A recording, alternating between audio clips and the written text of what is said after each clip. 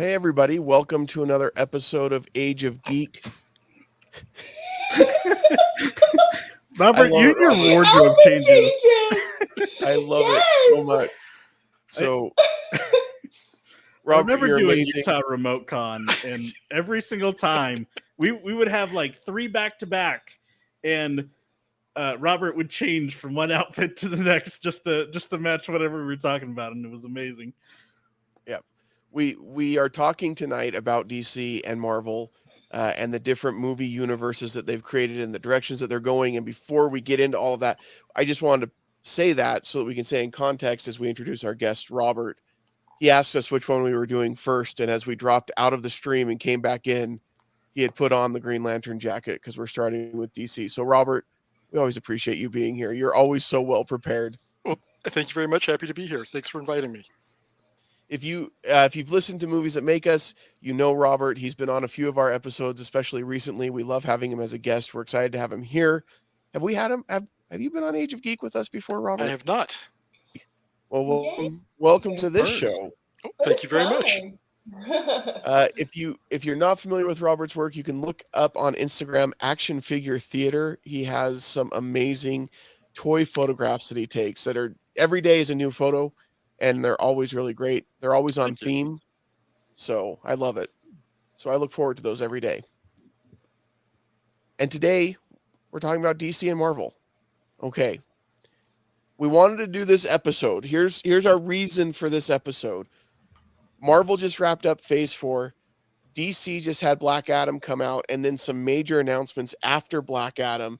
And it feels like both these cinematic worlds, universes, multiverses, whatever you want to call them, are kind of at a seminal point right now and going in new directions.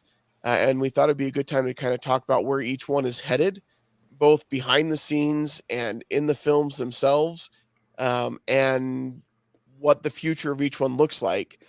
And we thought we'd start with DC. So they had Black Adam that just came out. That was kind of their big film this year. Trying to think if they had another one come out. League of Super Suicide Pets. Squad earlier this year, or was that last year? I think Suicide Squad was last year. Okay. Was it? Yeah, I think it was. Oh, that was a good one. That one was a lot of fun. It We was were, definitely way out there, but it was a lot of fun. We were supposed to have Batgirl, Yes. but Yeah. that got completely canceled after. But we did get everything. the Batman at the beginning of the year, We did. which I can't believe I almost forgot that one came out this year because that one was pretty good. But that one's not really part of this. I don't know what's part of it. I'll be honest right now. Nobody No. really knows what's part of the DC extended universe thing. But it's just the DCU now. They're not even doing extended anymore. They're just calling it the DCU, yeah. which means that the movie fans and the comic fans are going to be like, which one are they talking about? Yeah, exactly. Yeah. You got to have some kind of. See, Marvel's got it good because they've got the MCU, and so you know it's not the comics, even though C could stand for comics too. But they just say the Marvel universe for the comics. Yeah. But the funny thing is, both the comics universe and the cinematic universe are both the 616 universe. So you can't just say the Marvel 616 and be like, No. I'm good, right? Yeah. And what number is DC? Because I know they're not one. Do you remember? DC has a universe in Marvel they actually designate, and I cannot remember what it is off the top of my head. Oh yeah, no. But because of the amalgam stuff and the crossovers they've done, Marvel does have a universe for DC. Yeah, I know it's shown up in a couple of different comics where they go to a different part of the multiverse and there's like someone who looks suspiciously like Superman flying through the air and stuff like that. Yeah. But with Black Adam, we got a couple of things that came as a result of, well, I don't know as a result of Black Adam, but around the same time. One of them for sure is we got to see, I was very excited about this. We're going straight to the end and spoiling the end credit scene. I'll be honest, Black Adam's fine. It's a fine movie. Like, it's not the worst DC movie that's ever been made. It is not. And I like Dwayne Johnson. I think he's a great actor, and I think he brought a lot to the role, and he definitely had a lot of passion for the role.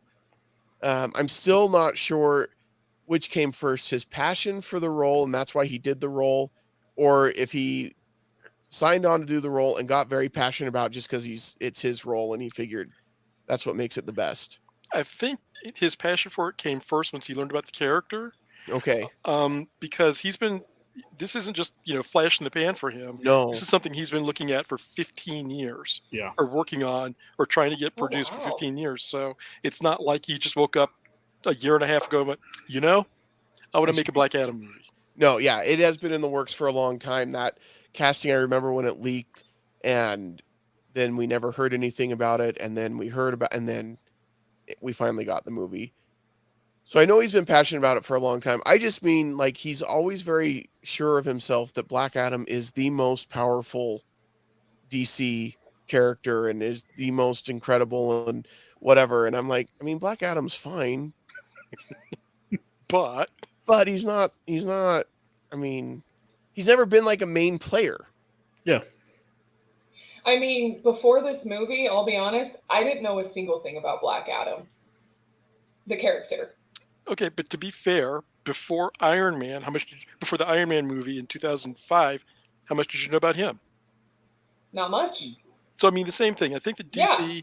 with this phase or this wave instance of the universe, whatever you want to call it, has done kind of what Marvel did and goes, let's take somebody who's a little more obscure, put him Yeah. up front, and build around that, which I think is good.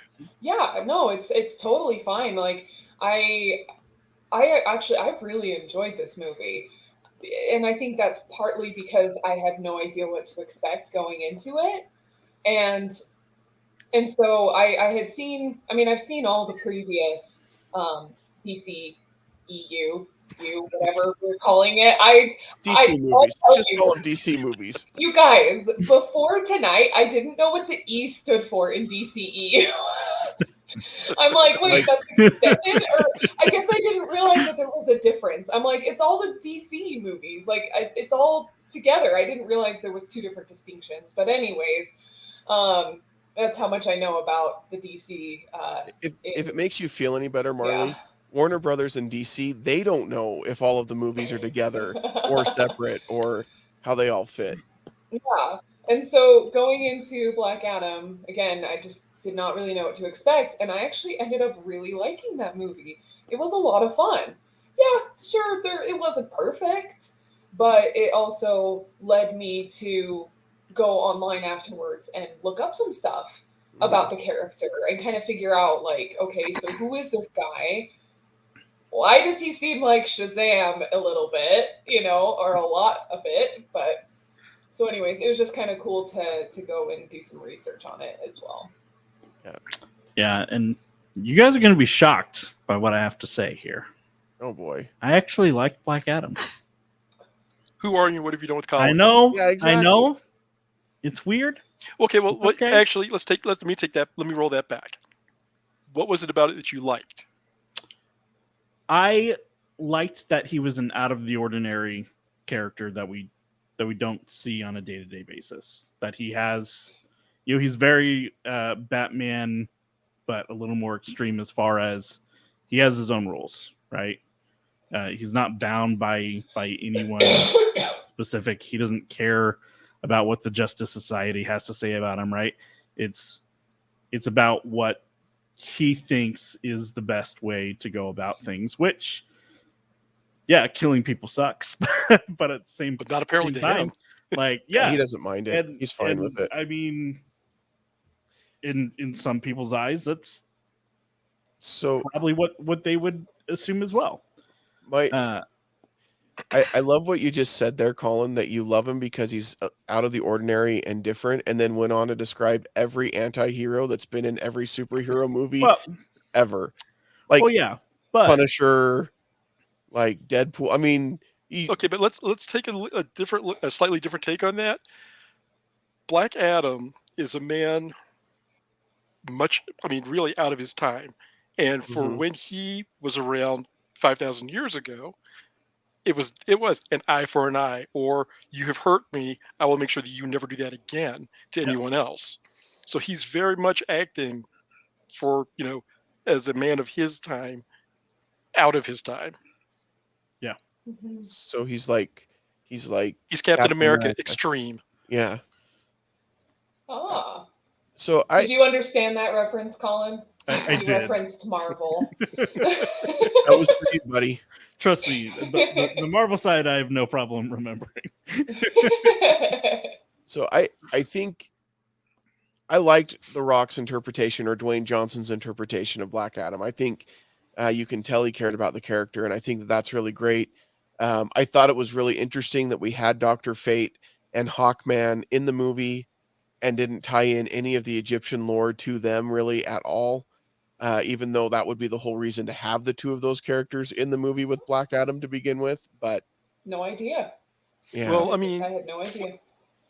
I don't want to go too far into the weeds for people who don't know a lot about Black Adam, but yes, prior to 19, I guess it would be 85, during the Crisis, when they rebooted the DC universe the first time, Black Adam was an Egyptian character, and then DC had the wisdom of going, we really shouldn't bag on Egypt like that.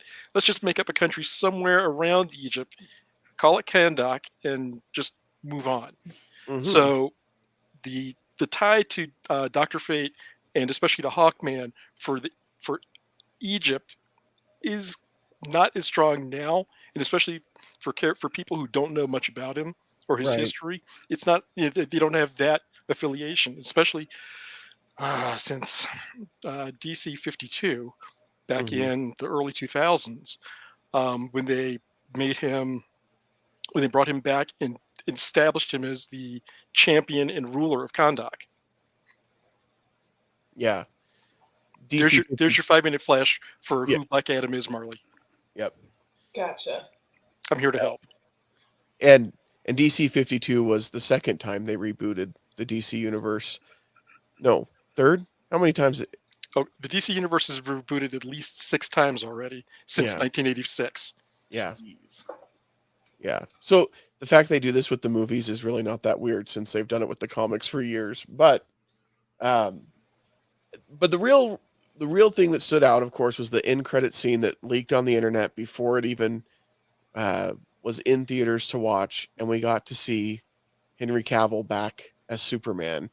And that's kind of been hanging in the, we weren't sure if we were going to see Henry Cavill as Superman again after Justice League and after Zack Snyder's Justice League. And he's always said he wants to come back and play the character, but this was kind of the first time that the studio hinted that we might get Henry Cavill again as Superman. Second time. Okay, Shazam though, we don't get to see Henry Cavill. And it was that's a fake what put it out. more in doubt for me, is the fact you got to see the S, but not Henry. Oh my gosh. What? Oh goodness. Well, and kind of along those lines, I have to mention too, right around the time we got that announcement, or that reveal, we also got an announcement from Henry Cavill saying that after season 3 of The Witcher, he's done being The Witcher and another actor is taking his place. And I think that caused a lot of, I don't know, uproar. Because seriously, the internet lost its mind that day.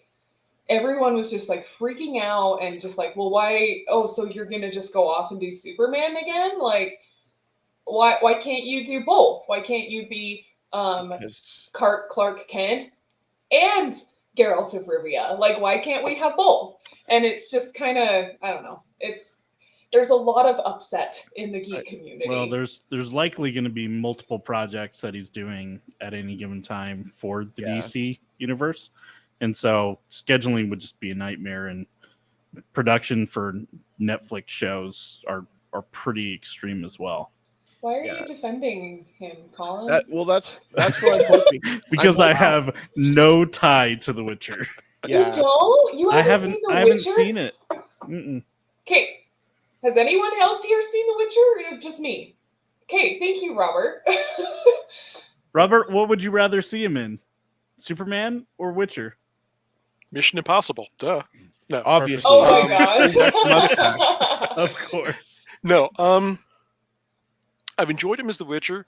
I do enjoy his take on Superman, but I think that Warner Brothers has horribly underutilized the character in the DC, 9-10 years yeah, that he's been in the costume. I mean, I think that I am not the biggest Zack Snyder fan defender in the world. I think that he's a good director. I think he's a brilliant visual artist.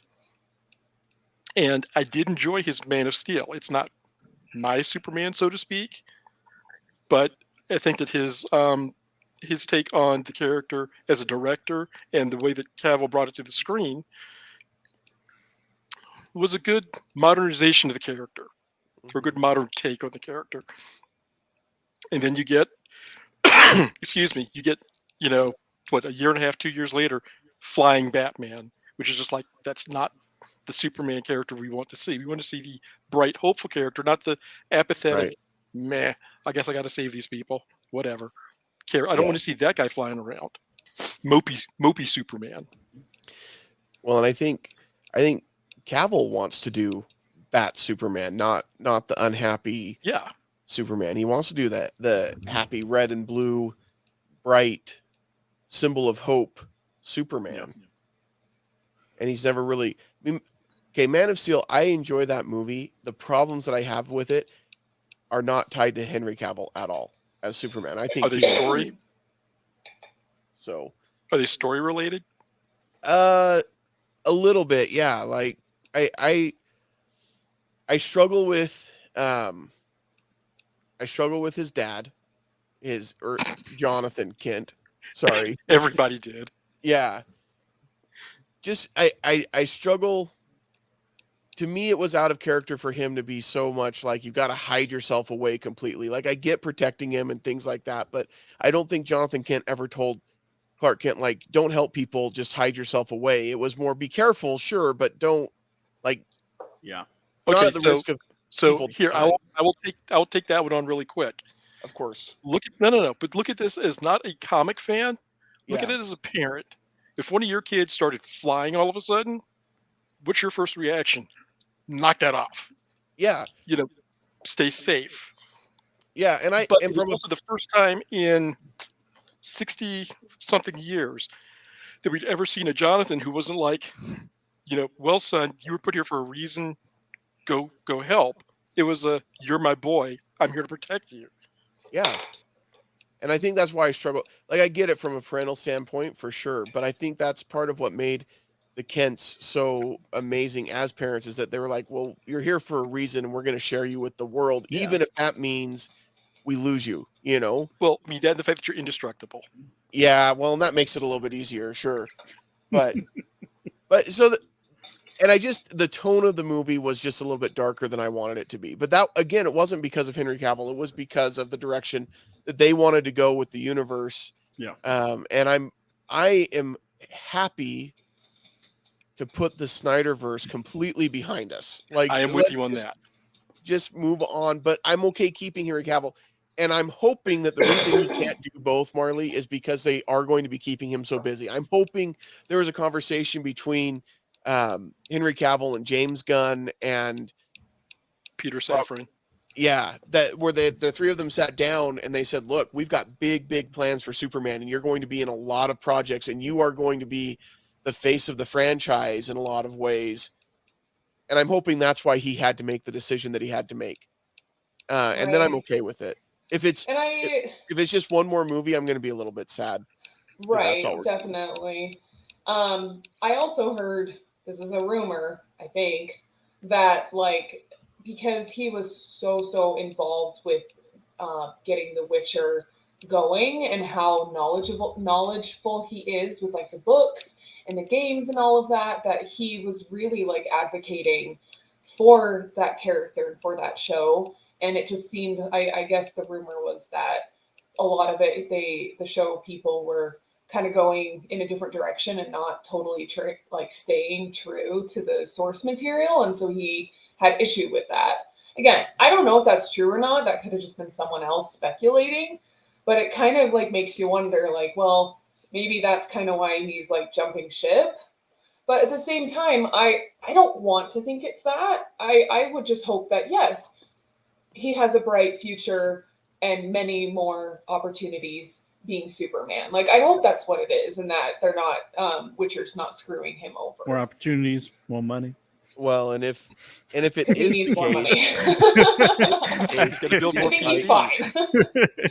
Sorry, is the Jake, what? case- no, you're fine. If it is the case that he didn't like the direction Witcher was going and the producers and the showrunners were going with the show, then that's a great happy circumstance for him to be able to say, I can walk away from this right now and say it's because I'm doing this other project, Superman, and everybody's going to understand that.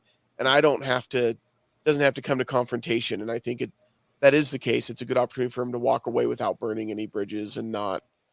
And I think Henry Cavill, from all accounts, seems like a pretty decent guy who's not out there just to, like, I don't know. There's Make some money. celebrities that are going to be like, I'm in it for me and me alone. And he doesn't strike me as that kind of an individual. I don't know him at all. He could totally be that kind of an individual, but I don't know. It doesn't seem like it. But as Black Adam came out, that was also the time that we heard that James Gunn and Peter, tell me the name again, Robert. Safran are now going to be running the DCU, DC Universe on film. We'll call it DCUOF. And that they're going to kind of take a Kevin Feige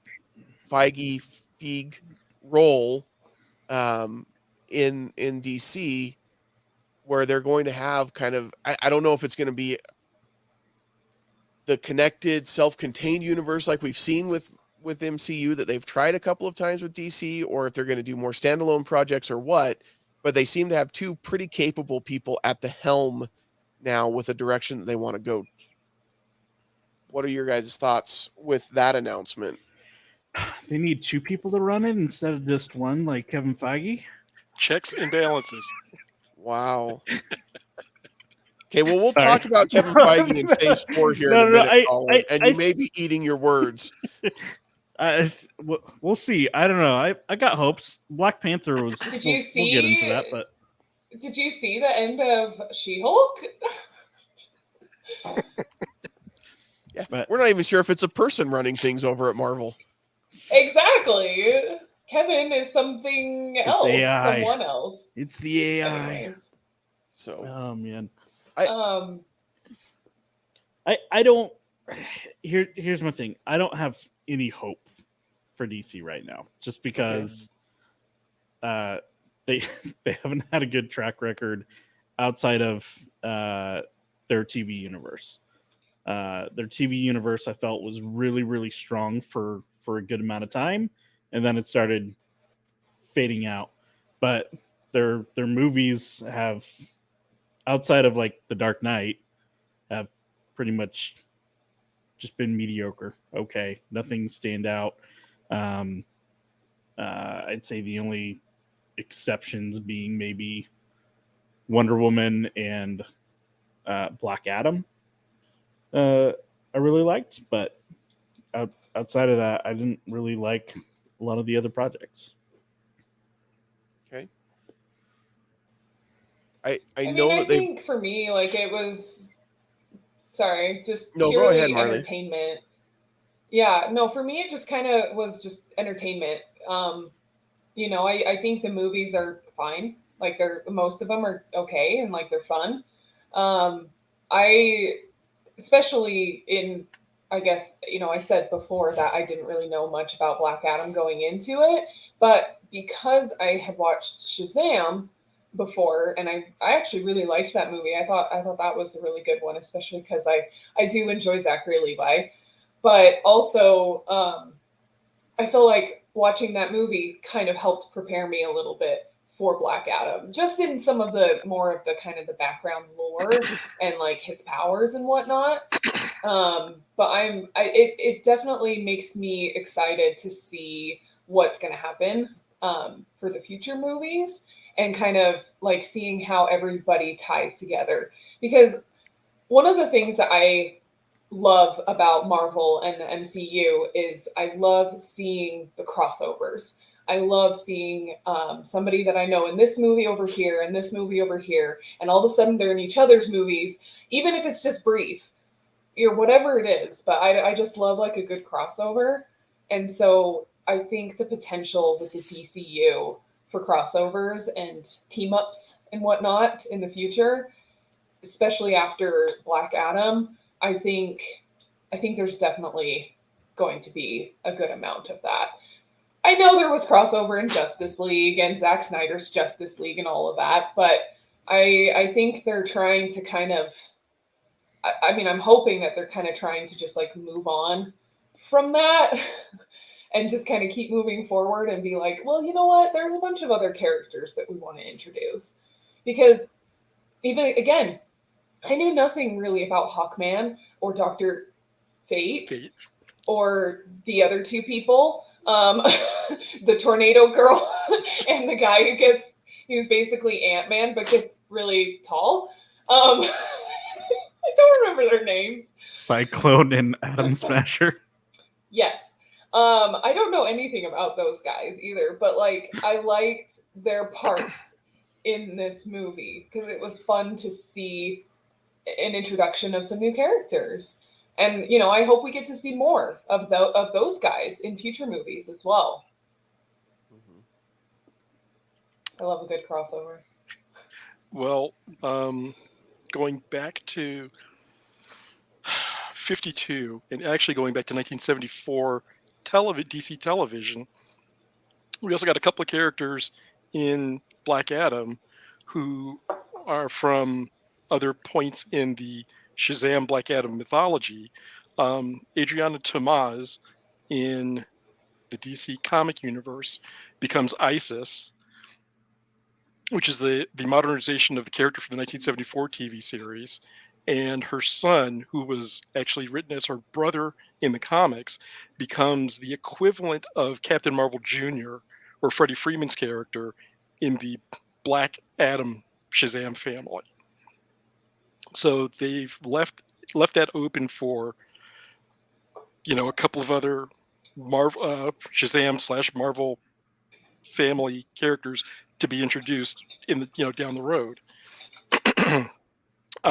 We've also seen, well, we also heard Gunn say that, you know, nobody knows what is coming with the DCU other than there's not going to be 4 Batman in the movies, which I am okay with and not okay with, because I am looking forward to seeing Michael Keaton back in his suit, to be honest. Mm-hmm.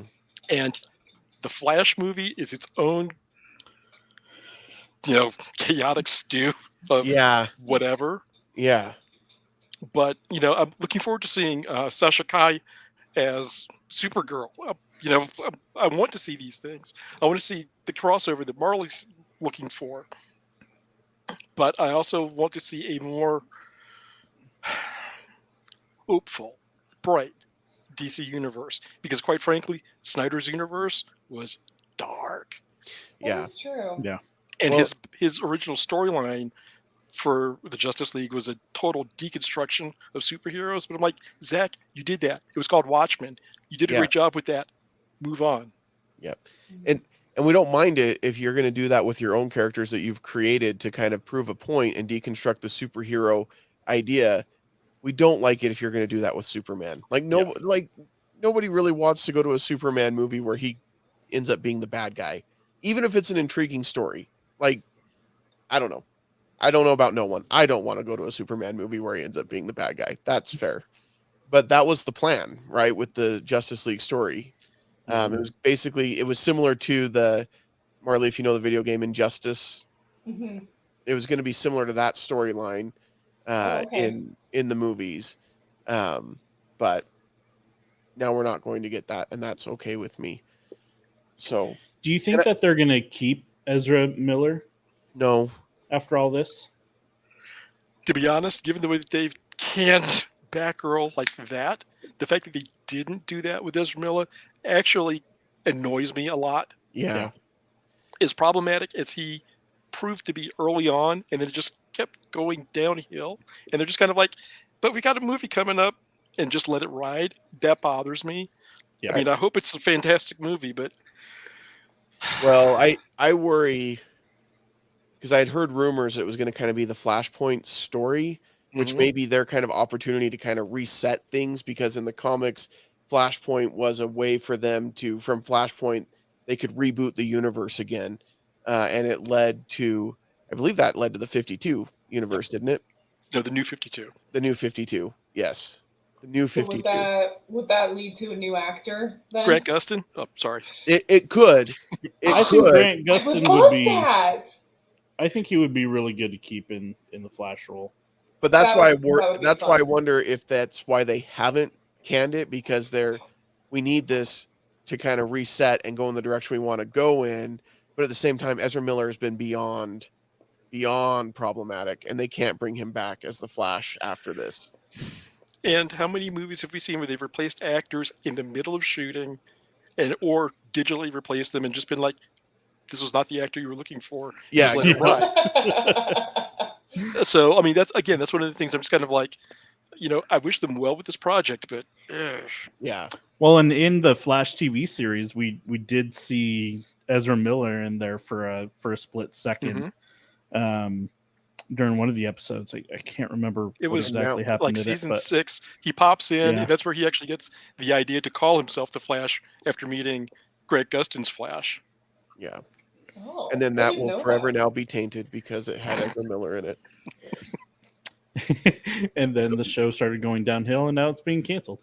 I think I stopped watching around that point. No, I honestly don't remember where I stopped Yeah, watching. I right now love they're The filming Flash, the but last just too season of the much. Flash, Mhm. which maybe that has to do with this. Maybe it's because he's going to go and become Big Boy Flash. Oh, interesting. Big Boy Who knows? Flash, grown up Flash. Wow. I'm sure Grant Gustin appreciates you saying maybe he's going to does. go become Big Boy Flash, and that's Yep. Ezra Miller all of a sudden. Like, Wow. It's great. I'm excited about James Gunn and Peter Safran because I feel like while they've tried this before, Jeff Johns came in for a while and was going to be directing everything. It hasn't been successful. I think James Gunn knows the Hollywood movie market much better than Jeff Johns did. And I think he's got a good respect for these characters. He has two of the most successful DC projects not named Batman under his belt with Suicide Squad and Peacemaker, which have been hugely successful projects. And so I'm hoping that with his vision and direction that they can really kind of work something out. And I am the opposite of Collin. I have a lot of hope for where they're going. And I think they've got some good ideas going on. I've heard rumors that HBO with their Green Lantern series are now going to be focusing on Jon Stewart, which is going to be awesome. Sorry. Yes. Which we're getting Diggle, right? No. Well, they haven't said yet. And they've actually backed away from Diggle being Green Lantern in the what's left of the Arrowverse. Which is so sad because there was so much lead up to him becoming that throughout all the different shows, and then nothing. And to be fair, I think that it does open things up for David Paul Ramsey to do other things and not just be John Diggle for the next 30 years if it's not what he wants to do. But, as a fan of this Jon Stewart character, I'm not going to lie. When they said that they've gone from being, basically Hill Street Blues and being more of an ensemble cast with different lanterns to focusing more on Stewart and possibly bringing Alan Scott in as an elder statesman lantern, I was like, I'm paying attention now. And they've gone back to kind of bringing Jon Stewart to the forefront with their last animated feature, Beware My Power. Yeah. Which was kind of a weird blending of John's story and Hal Jordan's story, but it still put John as the primary lantern in this movie. Yep. And I'm hoping I'm hopeful for something like Jon Stewart's a great character. One of my favorite lanterns. Okay, Hal Jordan's probably my favorite, but I like Jon Stewart a lot. You don't have to. I know. I realize there's 3,600 other lanterns out there. Somebody's going to like some other lantern than I do. Hal's just pretty awesome. He's had his moments, obviously. Parallax was not his best moment. But oh goodness, you guys! When you said Peacemaker, sorry, a few minutes ago, I just remembered there was a crossover in Black Adam. Have you guys seen the Peacemaker series? Mm-hmm. By the way, I think we know, Marlee, that I have not seen the Peacemaker series, but Wait, I know. what? Why not? I know. Okay, but it was really good. I really enjoyed that show. John Cena, fantastic. But at the end, near the end of Black Adam, we get Harcourt.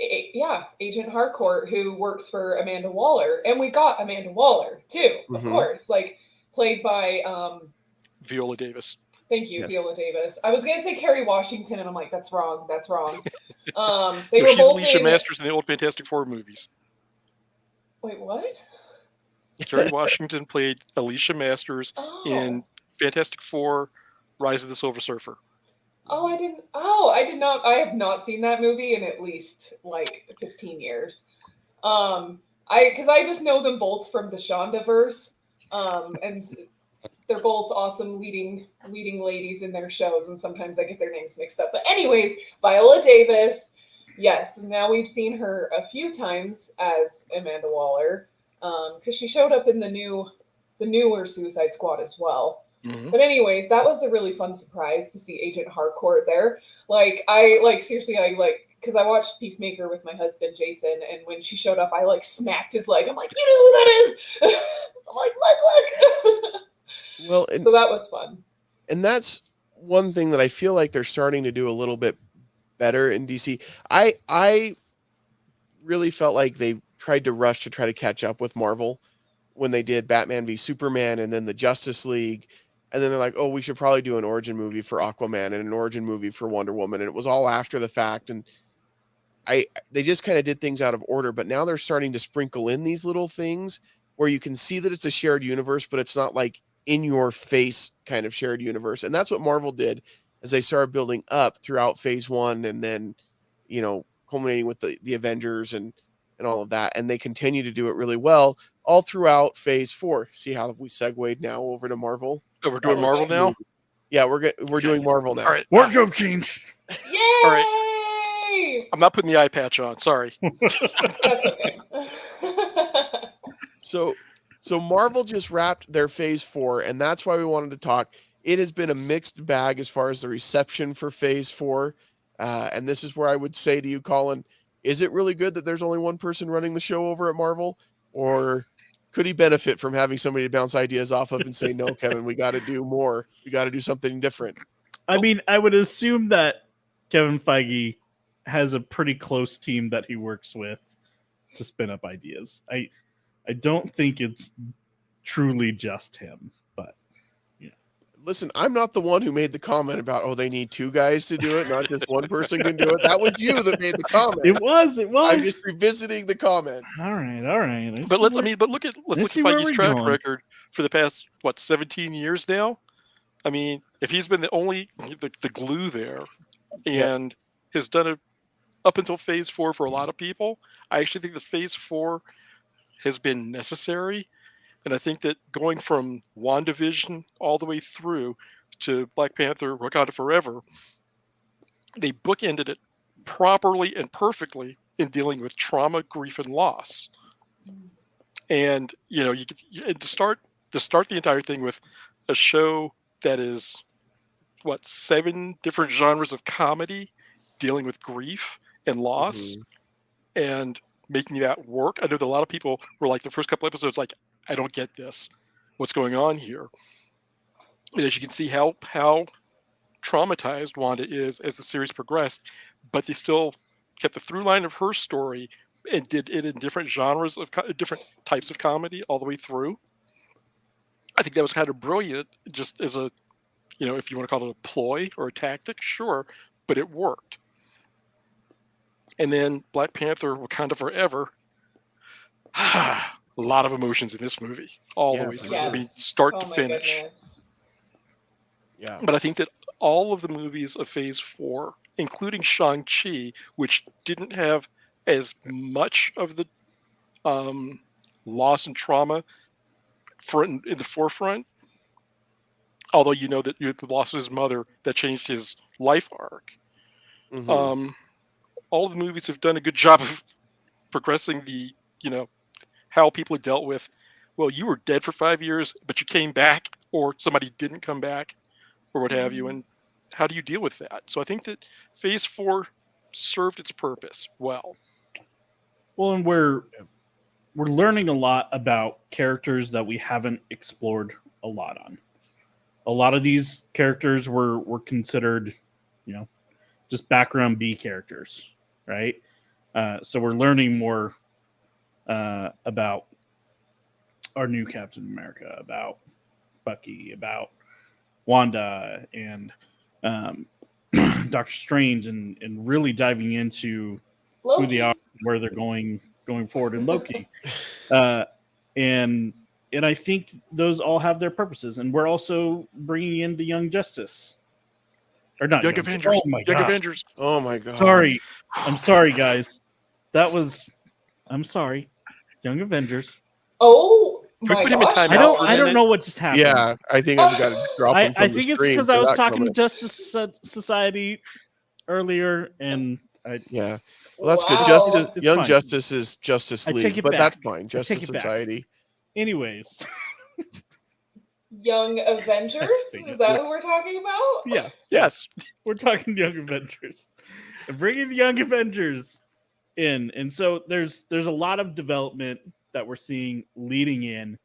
And just like Robert said, I think it's all necessary. I think it's before we had this whole 10 years to get to know these other characters. And now we're trying to get to that a lot faster. And so that's where we're getting a lot of these TV shows to try to ramp up those timelines, especially when we have 2 Avenger movies releasing in the same year.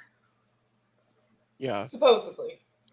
Well, and I think even beyond just the Young Avengers, I think what they're doing in the MCU right now by establishing a lot of these characters that are kind of these replacements for some of the original Not Avengers. replacement, legacy.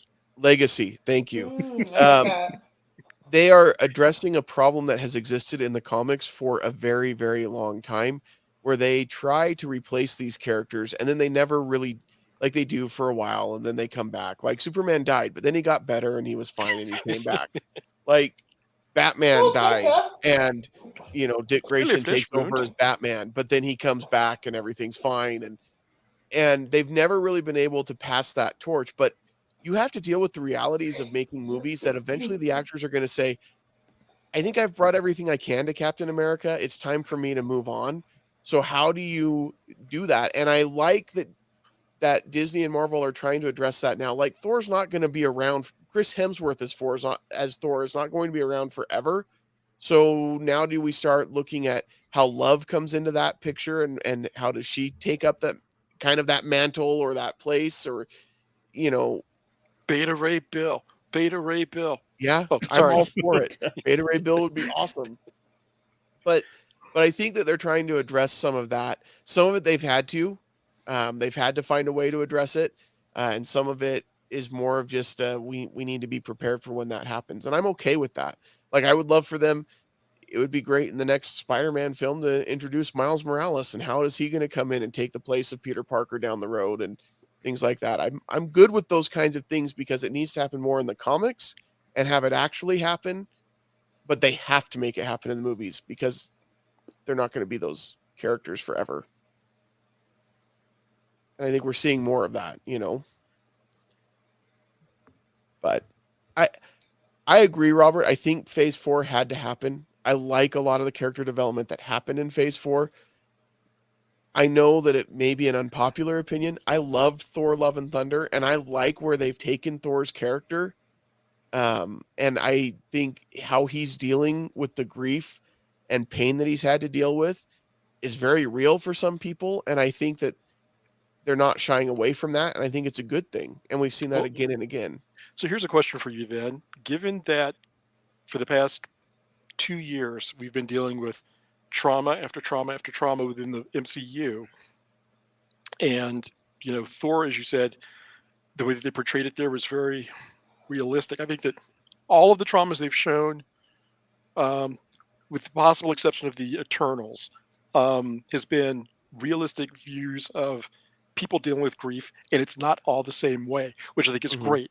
Everybody doesn't, wear their hearts on their sleeves or doesn't, bury it deep. everybody's been dealing with it differently.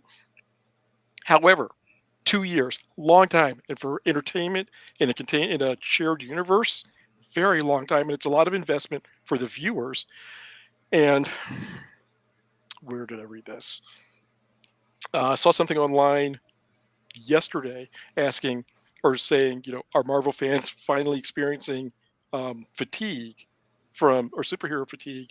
And I'm wondering if it's not so much superhero fatigue, but I'm tired of being bludgeoned over the head with trauma and loss and angst and all of these things that we've gotten for the past 2 years. Where up to that point, with the exception of Infinity War and Endgame, it was kind of like, everything's exciting and new and hopping. And now Yeah. it's just like, ooh, I just got gut punched by something. So I'm wondering, where does that fine line between, movie fatigue and just emotional, you've worn me down. Yeah.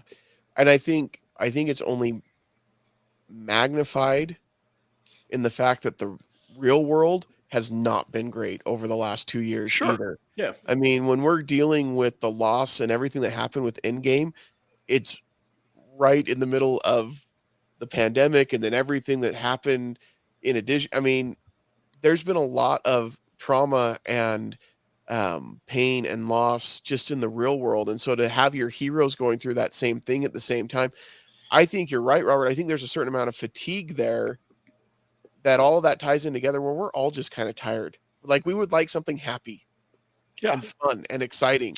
So give us the Especially- X-Men and we'll be fine. Right. Well, I mean, initially, there's a lot of suffering that happens with the X-Men. I guess it's not necessarily a happy story. Yeah. With They may not be the happiest example to go to. yeah, okay. Give us the Fantastic Four and we'll be fine. Yes. Deadpool, more Deadpool. Oh man. I think you're very right, Jake, and I think Captain America and the Winter Soldier is a very good example of that, where it's hitting so close because it's such real world things that are happening now that make that even more amplified. Well, and a point that I made, I can't remember if it was during Utah Remote Con or during an episode of the Movies That Make Us, where we touched on Falcon and the Winter Soldier, where I said that to that point, Black Panther had been the blackest thing that Marvel had done. And then you get the opening episode of Falcon and Winter Soldier, and Sam's like, "Hey, I need a loan," and the bank man's just kind of like, "That's nice. I want lunch. What's your point? Yeah. What have you done for me lately?" And Sam's just like, "I've saved the world. I've done all the things, but I can't save my family home or Yep. boat." Yeah. Yeah. Falcon, And I mean, it's just as a black man watching that show, it's just like, wow, they didn't pull that punch at all.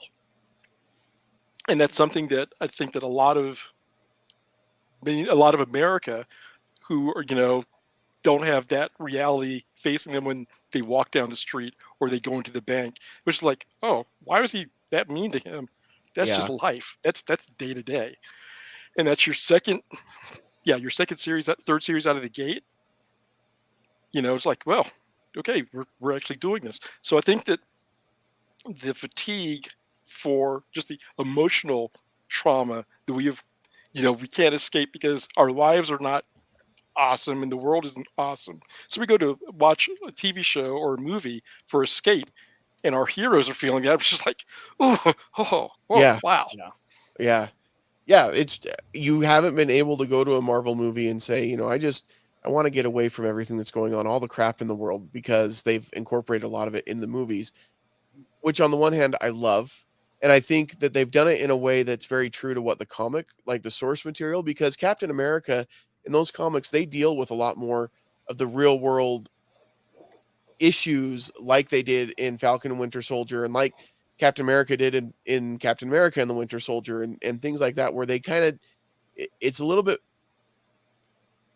more grown up. It feels like, not to say that like the other go stuff ahead. isn't. Well, and it's, to be fair, to give Marvel credit or give Marvel Studios credit, Marvel has branded itself as the world outside your window. Yeah. and they literally put that right in front of you on the screen. So it is, a nice, an interesting mirror and juxtaposition of real life versus fantasy, or where art imitates life. Yeah. And Marvel has always done that much better than DC, where DC had Metropolis and Gotham City, Marvel had New York and San Francisco, and these were real places and real events, um and I like seeing that reflected in the MCU, even if it is hard to watch Mhm. sometimes. But really, when you look at every Marvel Phase 4 project, all of them kind of were like, "Oh man, that was had good parts, but like it was also crappy, not quality-wise, but just like the circumstances." Like It's She-Hulk had some emotional. great moments, but at the same time you're like, "Man, it must really suck just being a woman, period." And those kinds of things that I don't it's interesting. It Actually, just took us for an emotional roller coaster is what it did. Every single show, because we got to see all sorts of different issues, and like what you were saying, Robert, how everybody deals with stuff differently, and they deal with grief differently and trauma and whatnot, and even some of our coming of age shows that we got, like with Ms. Marvel. I mean, she's a teenager, doesn't mean she hasn't had any problems in her life, but like she has her own set of problems. And so it was interesting to see um, her side of things and get to know that character as well. And so it gave us a really good variety, and it gave it to us in such a small amount of time.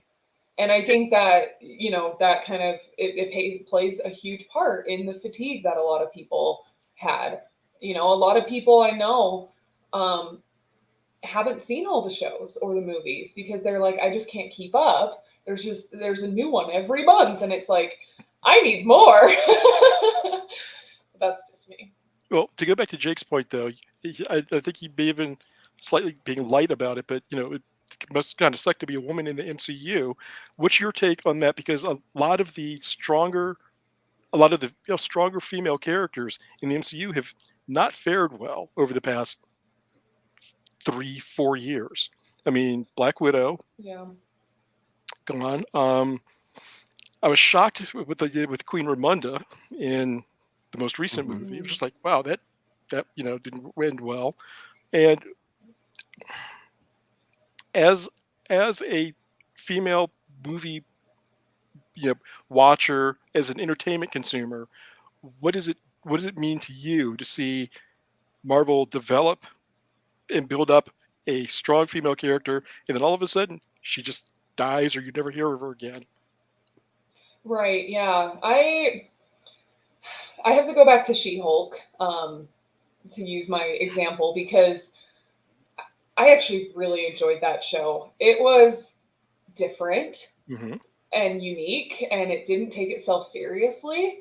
But at the same time, there were those overarching themes, especially with being a female in this world, and even being a single female and trying to date and whatnot. Like, I feel like, at least for me, she was more relatable, especially when she was trying to be Jen Walters, because that's still who she is. She's still Jen Walters, but she's also now She-Hulk, and so seeing her trying to, um, I guess, play both worlds a little bit, but also kind of see what She-Hulk would look like in the dating world and trying to be normal, it still was just like really interesting to see, because like, man, I've done the online dating stuff. I'm glad I don't have to do it anymore. Excuse me. But like, it's rough. It is really rough. Like, a lot of the things she experienced, I was like, yeah, I know exactly. Like, I know, I'm very familiar with that whole process or whatnot.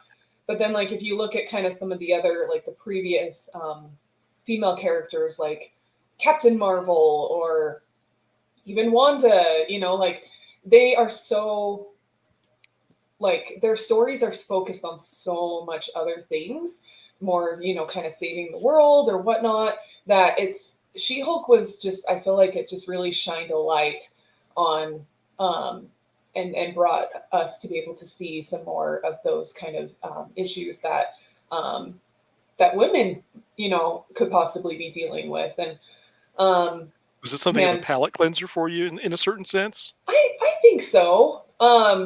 It's definitely going to be interesting to see what they do moving forward, especially after this show. I'm trying to think of like what's the next thing. Probably the Marvels. I wonder if that's one of the I'm not sure if next it's the big. Marvels or Ironheart, because I think they come out Oh, roughly the same time. Ironheart. Yeah. I'm not sure, but I hope that they kind of dive into some more, I guess what you could say, real issues, real quote unquote, Mhm. just because like I feel like it makes the characters like more relatable. I mean, they've done that a lot with male characters and kind of what's going on in their lives and how they're dealing with things, and so it's nice to be able to see it on the female side now too. And even, I mean, I'm not a mother, so I don't know if I can totally relate to Queen Rwanda, especially from the movie. But like at the same time, like I could still feel and you could still have like those emotions of how she was as a mother and trying to help her daughter, and also at the same time take care of her kingdom, her country, and duty and whatnot. And so like that was also a pretty powerful thing to see her, and of course Shuri in her journey of grief and overcoming that. Like, man, that I feel like that whole movie, Shuri was my favorite part for the entire thing, and just how her character was. It was so refreshing to see her in that way, because we didn't see that in the previous Black Panther movie. She was just kind of that fun, bubbly, oh, I made this cool new thing, I'm really smart, which is great. I love that she is that way, but it was so nice to be able to really dive deep into her character. And I think she really changes kind of the major, I don't want to say push, the major feeling around female actors today, like lead female actors. A lot of Mhm. lead female actors, they need to be already this or the leads, their characters need to be this um, super strong, independent woman. Doesn't need anyone to tell her what to do. Mhm. You know, Shuri really goes about finding herself a lot differently. And yeah, she's trying to figure things out on her own, but she's also taking in what everyone else is saying around her, especially with her relationship with, what's his name? M'Baku. M'Baka, yeah, thank you. Yeah. And I don't know, just the way that she carries herself is much different than a lot of the typical characters that we see. Well, to be fair, looking at the way the movie was structured, they broke her 3 minutes into the movie. I mean, they Yeah. broke her Yeah. hard. Mhm. And then, she's a year later still not coping with that. She's just kind of trying to keep it in the back of her mind, not think about it, which I think was fantastic.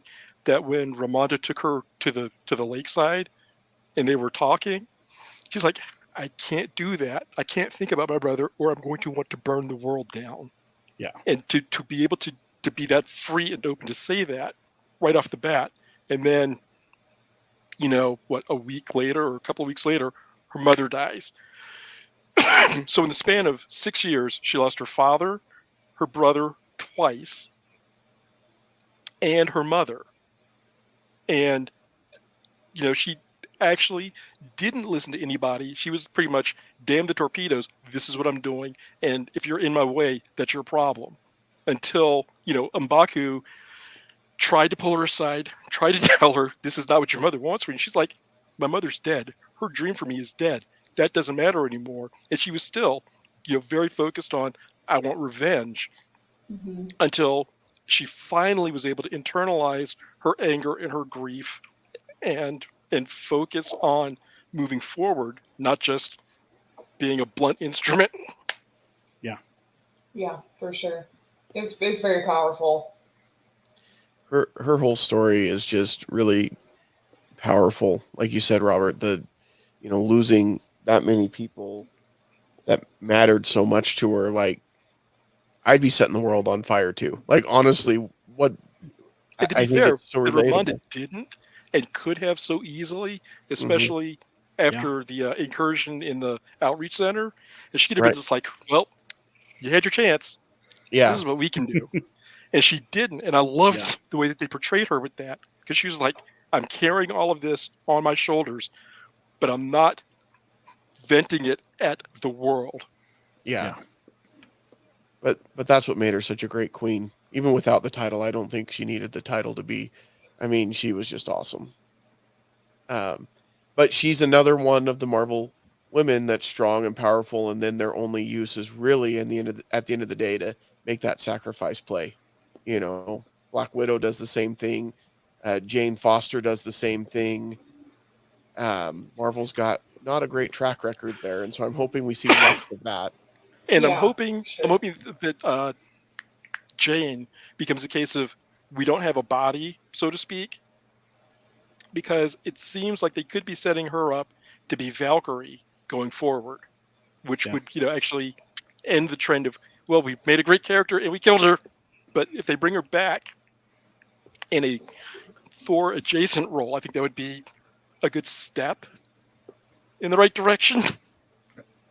I hope so. I mean, I know a lot of people were pretty upset after that movie because they're like, well, wait a second, we just got her and now she's gone? Like, Again, yeah. And especially with but Thor, the after credits, they allude to there being something coming back. Yeah, definitely. Definitely. And I think we may even see Heimdall back as well. Yeah, Because Idris Elba doesn't have enough to do. No, not at all. I think he's going to start playing The Witcher, is what I heard. They're doing Heimdall and The Witcher. I'd be okay with that, actually. He would be awesome. He's an incredible Better actor. than Liam Hemsworth. Well, I know. Liam Hemsworth is kind of the dollar store version of his brother, unfortunately. So unfortunate. But yeah, I think we're gonna have some great female characters coming in. Mm-hmm. Kamala Khan, Kate Bishop. We've still Susan got Captain Richards. Marvel. We've still got Wasp. We're getting Susan Richards or Storm. Yeah. Eventually, maybe. yeah, my sister. I laugh every time we talk about the Fantastic Four because at a family dinner not too long ago, my sister who only knows Marvel from the movies. She's not a comic book reader, but when she found out that Mr. Fantastic was in Multiverse of Madness, she's like, it made me so mad. The Fantastic Four don't belong in Marvel. And my brother and I kind of both just looked at her, what? You knew how silly that sounds right now because they're the first family of Marvel. Yeah, I'm like, they're literally the first. Yeah. Like, but she's not familiar. To her, the Fantastic Four are the movies that have come out that are not part of the MCU. And she feels the same way about the X-Men. She does not want the X-Men to come into the MCU because they don't belong in the MCU. Yes, they do. Oh, sweetie. We've been waiting. I know. Not very patiently, but we've been waiting. Because any mention of X-Men, we're like, oh my gosh, X-Men, it's finally happening. Like, we even got it in She-Hulk, you guys.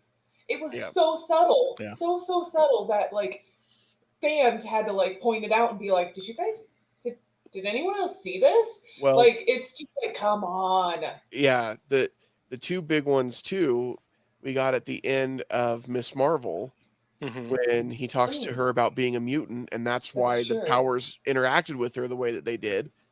He doesn't say that she's a mutant, but that she's there's a mutation in your blood. Right. But I don't care. That was close enough to mutant that I was like, yes. When they did that, though, if you listen very carefully, they played the X-Men theme very quickly right there. Yes. Oh, I caught it. I was like, I started slapping my wife, not slapping my wife, but like swatting what at I her. did, yeah. I said, you know what that is? That's the X-Men song. Well, They knew they what they did were this- doing. It was on yeah. purpose. It was very intentional. And then we get Namor, who's Yeah, Namor. also a Yeah. mutant, and he And says they say he's a that, mutant. yeah.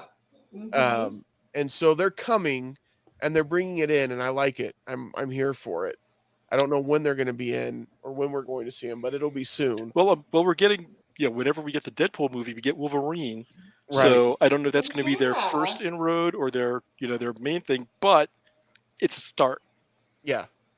And at this point, and even when we saw Charles Xavier in Multiverse of Madness, and he came in with his floating Hover chair. hover chair, like And that they is played the my theme again. 1990s cartoon Charles Xavier right there on the screen. It's perfect. I was so happy.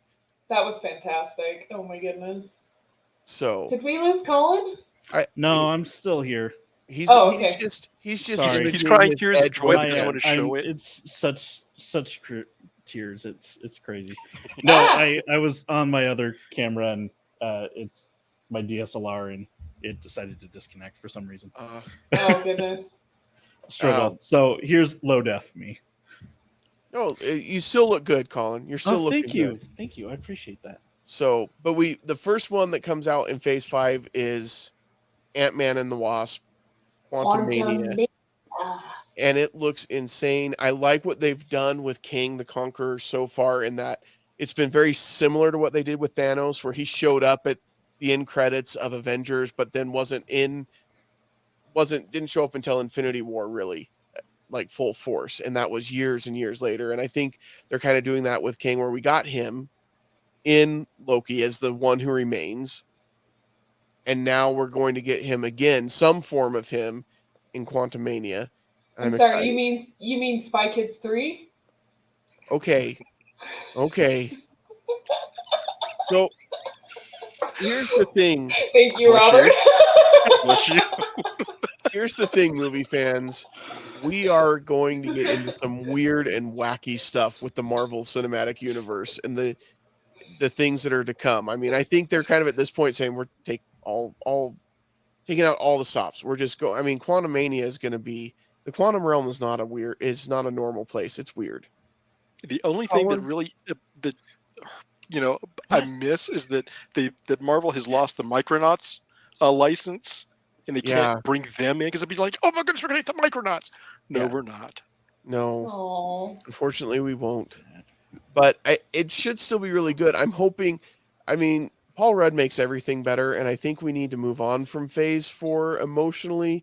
And I think he's just the guy to help us move along. But if it ends up being sad and emotional, I'm gonna be done.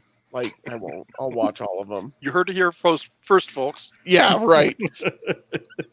Jake, you said you were going to be done on Age of Geek. Whatever. Prove it. Fine. I don't. But it's recorded. We can I see don't it right think there. it's- Here you go. No, Not still gonna prove it. happen. Fake news. Deep fake. That was a deep fake me. But then we get Secret Invasion, Guardians of the Galaxy 3. I think there's some good stuff coming. Oh, and we have Guardians of the Galaxy Holiday Edition coming out this week. Yep. Yes. Oh yeah, how fun Friday is it's that going to coming be? I hope it's going to be fun. I mean, I think we're talking about that next week. I think the preview had We Kevin are. Bacon in it, so I don't think it's spoiling anything that Kevin Bacon is in it, but that just makes me so happy. Wait, I didn't know this. Yeah. Oh, it's in Oh, the yeah. trailer. I need to go watch the trailer. I Yeah. haven't seen the trailer. I saw like one promo and it just had Drax and what is her name? Mantis. Mantis. Thank you. I was gonna say something else, like some other bug, and I'm like, I know this is wrong. But it only really has those two in it. So it'll be interesting to see who actually shows up in it, right? And Kevin Bacon. And Kevin Bacon. Yeah. It'll be Mantis, Drax, and Kevin Bacon. I don't know what else you need to make your holiday merry and bright. I can tell you. I I need think to see a I'm okay recreation with of a scene from this. Footloose. At that point, Oh my gosh. all done. Drax just doing little Footloose dance, just like, okay, check. Yep, that's I'm it. done. That's all I needed. My Christmas list done. That's all I needed. I think I'm okay with this. This is gonna be great. Yeah. I think it'll be good. I think it'll be fun. James Gunn, he has such a unique voice for the Guardians of the Galaxy that I think he's been able to really bring these characters. when they announced the first Guardians of the Galaxy movie, I was like, this is it. This is going to be Marvel's first flop because nobody knows Guardians of the Galaxy. Nobody cares about a talking tree that only says one thing and a raccoon that talks. Like, nobody is going to be interested in that. And I was thankfully very, very wrong because I love the first Guardians of the Galaxy movie. James Gunn was the perfect director for it and told a great story. So I'm excited. I'm excited for the holiday special and for Volume 3.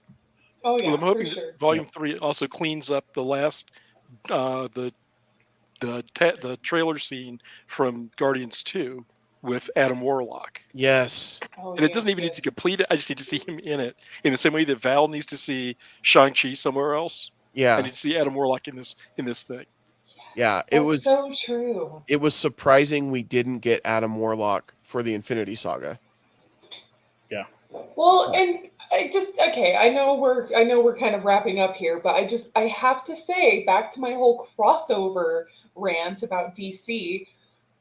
Okay, I think my one complaint about this phase 4 of Marvel the last 2 years, there has been a severe lack of crossovers. Wongers.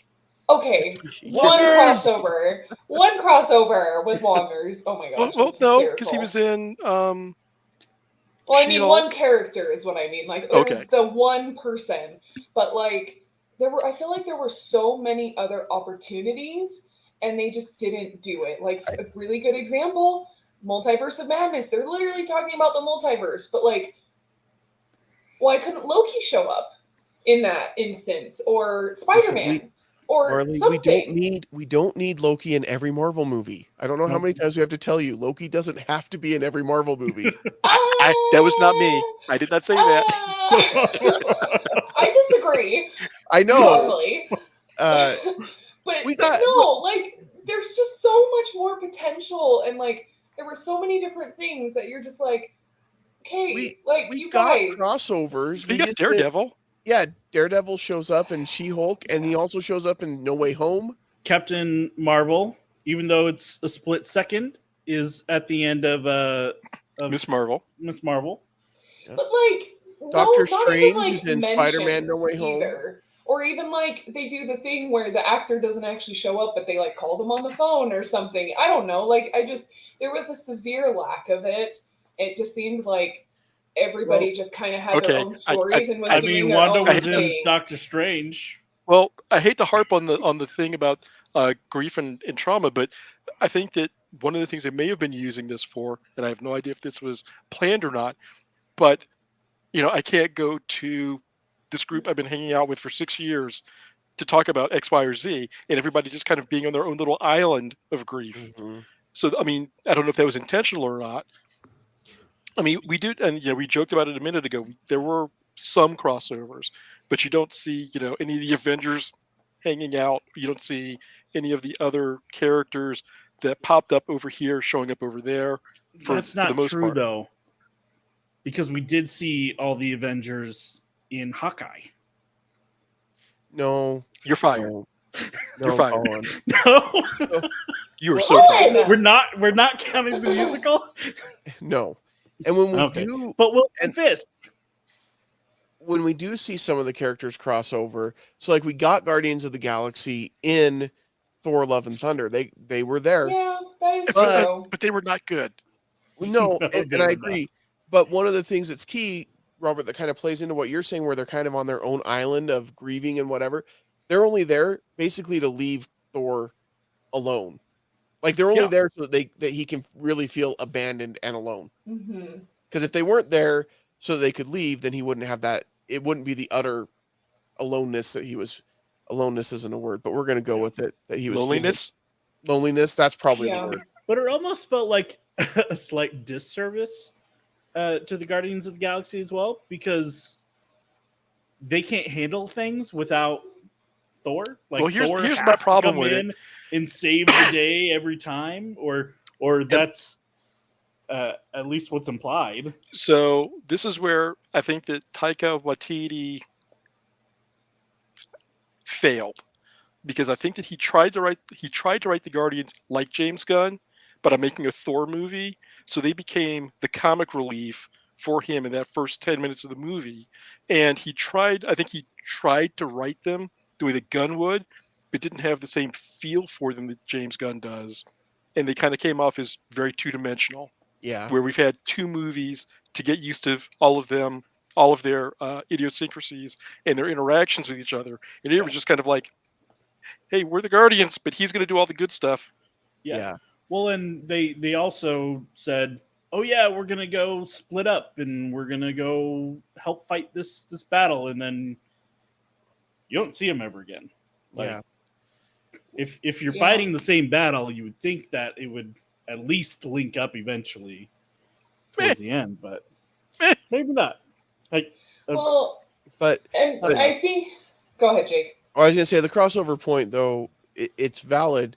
Every other phase of the MCU, we've had at least one Avengers movie. I was just going to bring that up. And so we thank didn't you. have that in phase 4. There was no Avengers in phase 4. Because there's no Avengers. And maybe that's, well, you're right. You're totally right, Robert. But like, I feel like maybe that's why I felt a little shorted in phase 4. I was going to say season 4, phase 4, Season 4.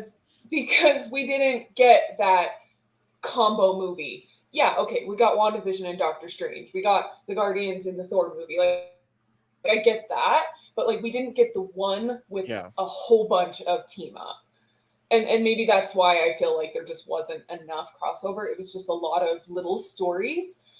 But at the same time, it's all just leading up to the big stuff that we know is coming. yeah, and I think that plays back to what we were discussing earlier, where we had 10 years to build up all these other characters, and they weren't doing crossovers back then either. And so this is kind of the new playing field. Yeah. And of course, then we're going to get Secret Invasion and find out that half of them were Skrulls anyway, so they weren't even the real characters. Right? Oh my gosh! That's if gonna that be happens, devastating. It's going to be a freaking flip dream tables. sequence. So I'm going to go ahead and put in my request to be here when you do the Secret War or the Secret Invasion discussion. I'd like to be here for that because Yes. I'm sure that I'm going to have a few things to say. Please, Definitely. Robert, you're there. I'm telling you, there are going to be moments where we are going to find out that key people in the MCU are actually Skrulls and have been for a number of years. Here's my one person that I think is a Skrull, and you hear it here first. Sharon Carter, to go from Agent 13 in Captain America, Winter Soldier, and seeing her character there, and then the way that she appears in Falcon and the Winter Soldier as the power broker, something happened, and I'm thinking that she's not who she says she is. I think that's a really good guess. And the reason for that is the fan dissatisfaction with how that arc turned for her. I think that is the easiest way for Marvel to go, oh no, she was over here in a freezer or not a freezer, in hibernation. Please don't put her that. I was thinking of Bucky when they kept putting him in a little thing in Yeah, like the chamber thing. chamber. It's like, no, it's suspended animation. Listen, Please do Marvel- not fridge Sharon Carter. Yeah, I was going to say Marvel's got their own history with putting girls in the fridge. We don't need that to continue. Yeah.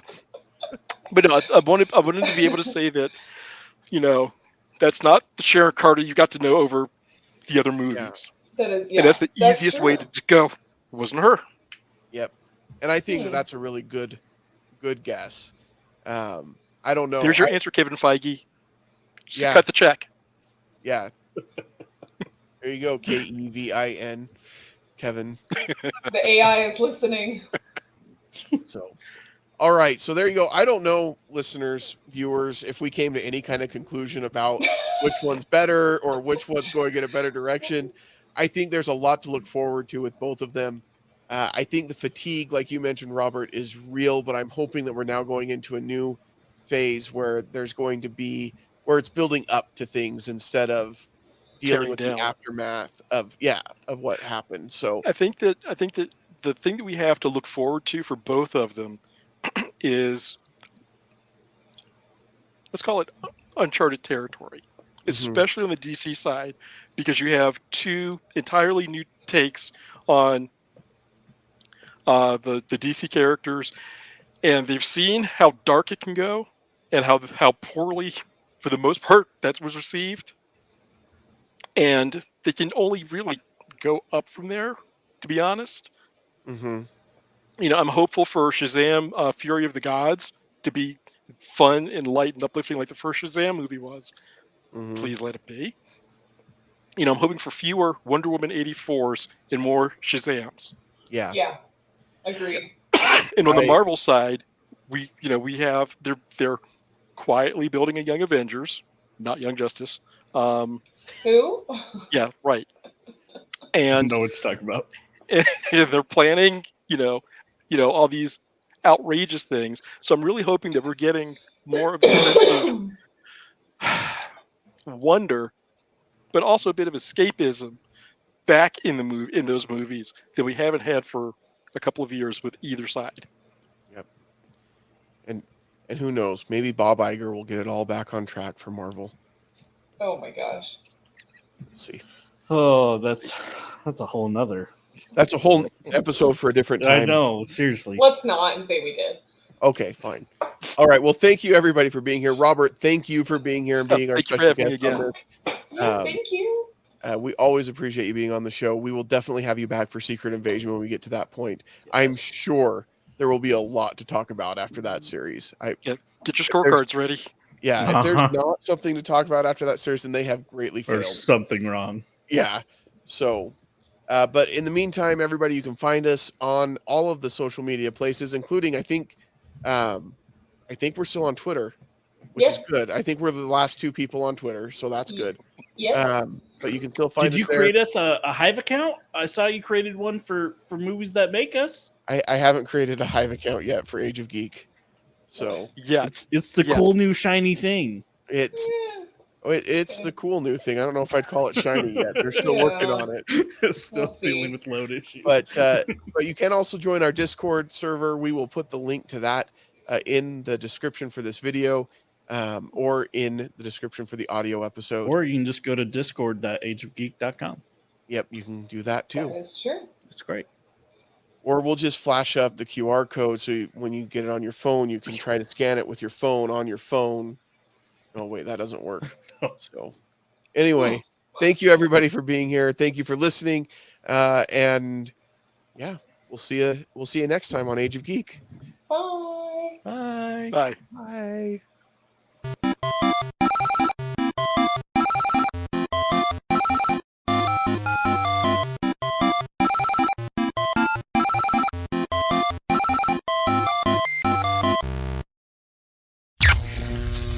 This has been an Age of Geek media production.